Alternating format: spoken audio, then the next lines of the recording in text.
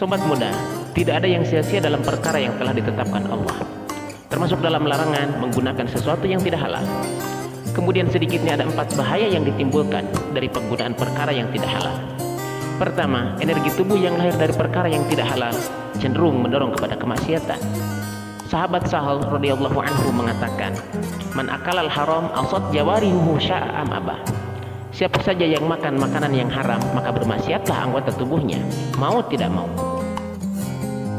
Pantaslah Rasulullah Shallallahu Alaihi Wasallam menyatakan, tidaklah yang baik itu mendatangkan sesuatu kecuali yang baik pula. Secara tidak langsung hadis ini menyatakan, tidaklah yang buruk itu mendatangkan sesuatu kecuali yang buruk pula. Kedua, terhalangnya doa dan tertolaknya amal-amalan. Hal itu berdasarkan pesan Rasulullah Shallallahu Alaihi Wasallam kepada sahabat Sa'ad radhiyallahu anhu. Wahai Sa'ad, perbaikilah makananmu, niscaya doamu mustajab. Demi zat yang menggenggam jiwa Muhammad, sesungguhnya seorang hamba yang memasukkan 1 suap makanan yang haram ke dalam perutnya, maka tidak diterima amalnya selama 40 hari. Berdasarkan hadis ini, para ulama sepakat mensyaratkan diterimanya suatu amal ditopang dengan sesuatu yang halal. Hal ini dikuatkan oleh hadis tentang sedekah, di mana sedekah tidak akan diterima kecuali yang berasal dari usaha yang halal. Inna Allah tabaraka wa ta'ala la yaqbalu salatan bighairi tuhurin wala sadaqatan min gululi.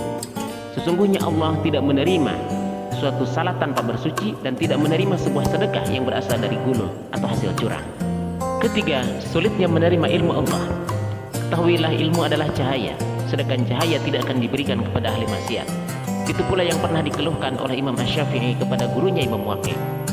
Sebagaimana yang populer dalam sebuah syairnya, syakautu ila waqi'i su'ahifni fa arsyadani ila tarkil ma'asi wa qala i'lam bi anna al-ilma nurun wa nurullahi la yu'tahu 'asi.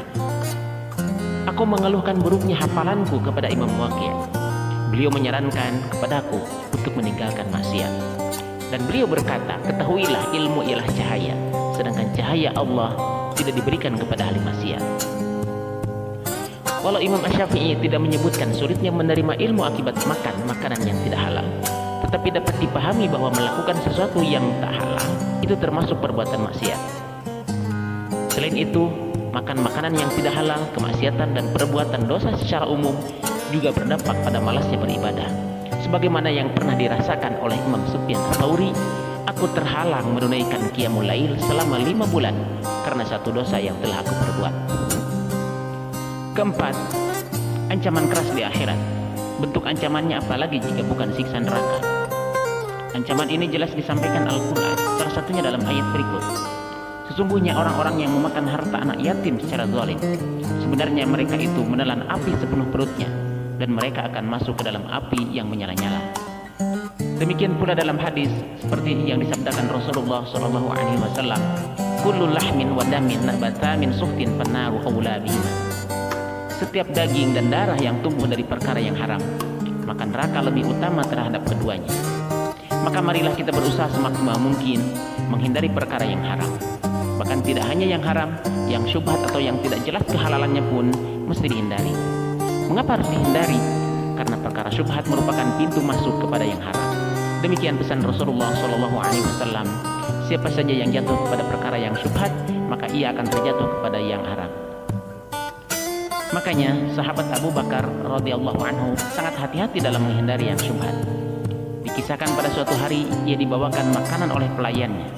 Beliau pun menyantapnya. Lantas ditanya oleh pelayan, apakah engkau tahu makanan itu? Beliau balik bertanya, memangnya itu makanan dari mana? Dijawab oleh si pelayan, pada zaman jahiliyah aku biasa meramal untuk seseorang. Aku sendiri tidak mumpuni soal ramalan, sehingga aku sering mengelabuinya.